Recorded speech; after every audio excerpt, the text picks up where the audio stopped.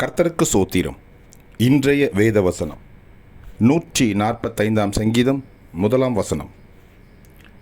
ராஜாவாகிய என் தேவனே, உம்மை உயர்த்தி உம்முடைய நாமத்தை எப்பொழுதும் என்றென்றைக்கும் சோஸ்தரிப்பேன்.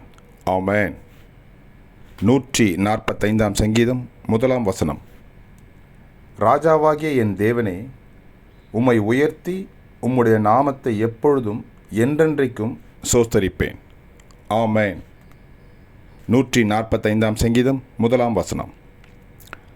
கர்த்தர் உங்களை ஆசீர்வதிப்பாராக, உங்களோடு கூட இருப்பாராக. ஆமென்.